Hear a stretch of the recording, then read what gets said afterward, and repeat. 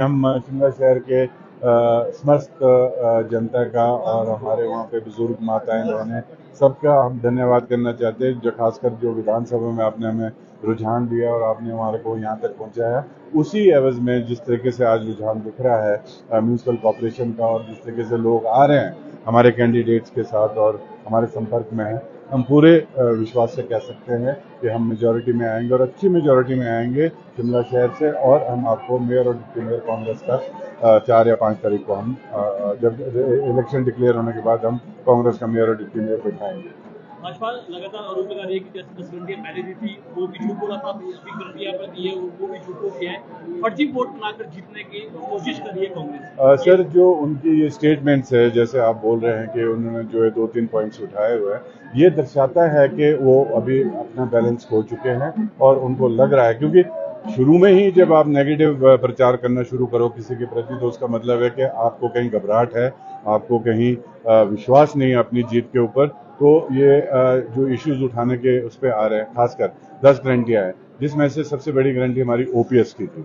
हमने ओपीएस दिया और ओपीएस की रिजल्ट आपको अभी आगे आने को, जब रिटायरमेंट शुरू होगी उसके बाद आप अभी हमने आपको 3% दिए, जो कि इनके टाइम से लेकर कम्युलेट हुआ था। इमीडिएटली हमारे माननीय मुख्यमंत्री श्री ठाकुर सुखविंदर सिंह सुक्खू जी ने जो अभी 3% डिक्लेयर किया हिमाचल डे के ऊपर, वो भी एक बहुत बड़ी बात है। आर्थिक स्थिति को देखते हुए, हमारे प्रदेश की आर्थिक स्थिति को देखते हुए, फिर भी हमने 3% डीए जो दिया है वो एक लोगों की मदद के लिए, और जो ड्यू था, जो उनका हक था, वो हमने दिया और आने वाले वक्त में भी हम उसको आगे करेंगे।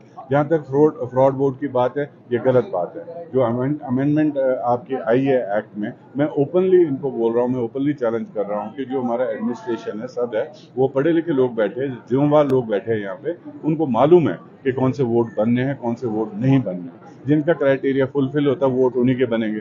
अब आप लिस्ट चेक करोगे तो उन लिस्टों में आपको हर प्रकार के लोग मिलेंगे, वो चाहे बीजेपी समर्थक है, चाहे कांग्रेस समर्थक है, चाहे सीपीआईएम है, आप जिस मर्जी के, पर एटलीस्ट वो वोटर है यार।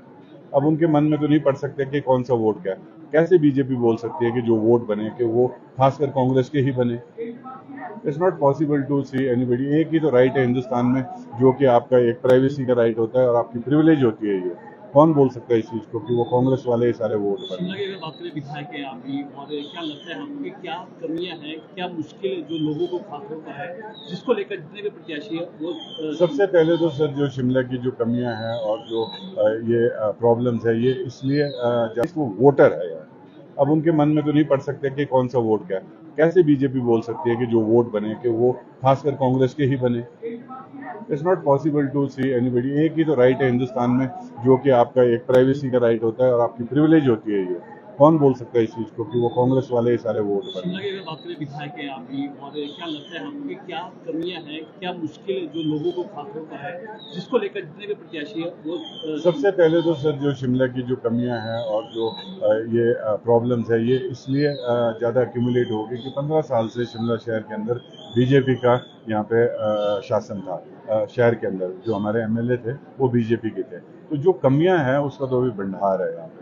तो 15 साल में एक्यूमुलेट होकर वो काफ़ी प्रॉब्लम्स आई है। तो हम पहले उन चीज़ों को उठाएंगे जो पब्लिक के इंटरेस्ट में मेन एसेंशियल चीज़ें, जैसे पार्किंग है, पानी है, और डिफरेंट वार्ड्स में कनेक्टिविटी जो रोड्स की होनी चाहिए, एम्बुलेंस रोड होने चाहिए, आपके फॉरेस्ट क्लियरेंसेज है। और अभी आपको मैं धन्यवाद दोबारा सीएम साहब का करना चाहूँगा, जिन्होंने इमीडिएटली एक मतलब जिसे कहते हैं डिस्कशन में, उन्होंने 10 करोड़ रुपए रोड्स के लिए दिया, म्यूनसिपल रोड्स के लिए सिर्फ, ताकि उसकी टारिंग हो जाए। उसके बावजूद आपको अभी जो एक डिसीजन हुआ है, जिसमें विरोध किया गया, बीजेपी ने वो विरोध किया है, जो पेंडिंग डिसीजन था, जिसमें आपकी हैबिटेबल होगी आपकी जो एटिक फ्लोर है, तो वो उसमें लोगों के कई बिल्डिंग्स रुकी हुई थी, कई उनके बिजली पानी के कनेक्शन रुके हुए थे या कमर्शियल थे। तो एक बहुत अच्छा डिसीजन है, पहल है।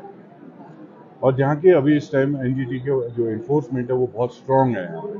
तो हम एनजीटी के जो इश्यूज है उनको लेके अच्छे से अच्छा लॉयर, जिसे कहते हैं सुप्रीम कोर्ट का टॉप लॉयर, हम इंगेज करने को जा रहे हैं। और एनजीटी के सामने, कोर्ट के सामने हम एनजीटी के डिसीजन लेके जा रहे हैं, और मुझे विश्वास है उसमें भी हमारे को रिलैक्सेशन मिलेगी। शिमला शहर में रिस्ट्रिक्टेड एरियाज है, कोर एरियाज है, जनरल एरियाज है, और ग्रीन एरियाज है। अब हम छेड़ना नहीं चाहेंगे किसी चीज़ को, पर जहाँ तक की ग्रोथ की बात है, शिमला शहर में जितना आप फैलोगे अगर आप हॉरिजॉन्टल ग्रोथ में जाओगे, यहाँ जगह नहीं है लोगों के पास, और यहाँ पे चारों तरफ जंगल है, जो खाली पैच भी पड़ा है उसको भी जंगल डिक्लेयर किया हुआ, तो हमारे पास तो सिर्फ वर्टिकल ग्रोथ के चांसेस है यहाँ पे कि हम थोड़ी जो आपकी 4 मंजिल 3 मंजिल, ये ध्यान में रखते हुए कि सेस्मिक जोन भी है, उसके क्राइटेरिया में उसको बिल्डिंग उस तरीके से डिज़ाइन किया जाए, लाइट मटेरियल में हो, कई चीज़ें इसमें हम आगे मतलब जो हमारा ये प्लान बन रही है एनजीटी के अगेंस्ट सुप्रीम कोर्ट में जाने की, उस चीज़ में हम एनजीटी को भी सेटिस्फाई करना चाहेंगे कि हमारी प्लानिंग है और वी विल ट्राई